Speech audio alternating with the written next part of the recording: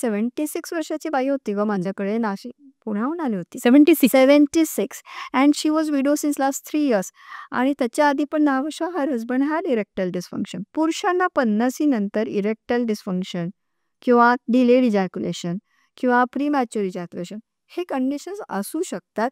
त्याच्यावर उपचार घेता येतो. पण तो उपचार घेऊस्तोवर सेक्सच बंद करायचं, दॅट इज तो मिअर नॉनसेन्स.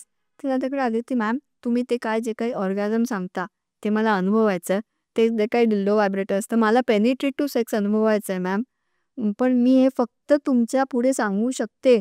मला हे बोलून सुद्धा किती बरं वाटतंय की हो मला सेक्स करायचं, हो माझं वय 76 आहे, हो मला व्यवस्थित हेल्दी माणसासोबत सेक्स करायचं आहे. ही इच्छा बोलता तरी आली पाहिजे ना. बोलण्यात काय गुन्हा आहे ना. ती म्हणे मला करायला मिळेल की नाही मिळेल तो पुढचा भाग आहे ना, ते मला ओके, पण मला कुणासमोर व्यक्त तरी होऊ द्या की मला ह्या वयात पण तेवढीच अर्ज आहे.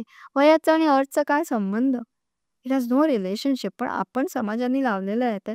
त्यामुळे ते केसेस, तो एज ग्रुप ते मी म्हणेन माझ्याकडे सगळ्यात जास्त आहे, खूप जास्त आहे. कारण 50 जे आहेत म्हणजे त्यांच्या लग्नाला ऑलमोस्ट 22 वर्ष झालेले हो, असतात. हो. तेव्हा त्यांना सुरुवातीला फक्त माहीत असतं आता लग्न झालं, 2 मुलं झाली, मुलं मोठी झालीत, मुलांचा संसार सुरू झालाय, आपण कसं सेक्स करणार? का नाही करणार?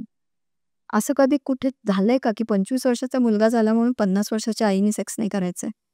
25 वर्षाचा मुलगा पण त्याचा संसार नीट करेल. आणि 50शीतली मी माझ्या नवऱ्यासोबत पण पण इथे ऑर्गन्सला मर्यादा येते.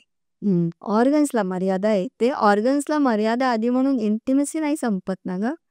इंटरकोर्सला प्रोबॅबिलिटी कमी होऊन दे, पण इंटिमेसी कुठे संपते ना. आज आपण हे पॉडकास्ट शूट करायला केवढे डिव्हायसेस आहेत.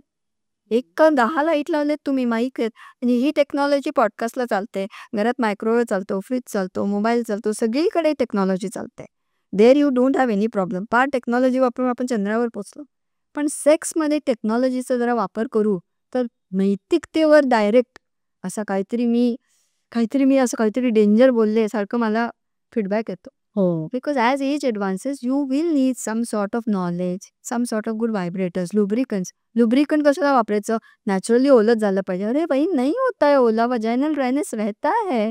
कधी काही तुमचं पेनिस नाही इरेक्ट होईल, कधी तिचं वजायनल ड्राय राहील. So use good lubes, use good toys असं बोललं गेलं पाहिजे, ह्याच्यावर नॉलेज घेतलं पाहिजे.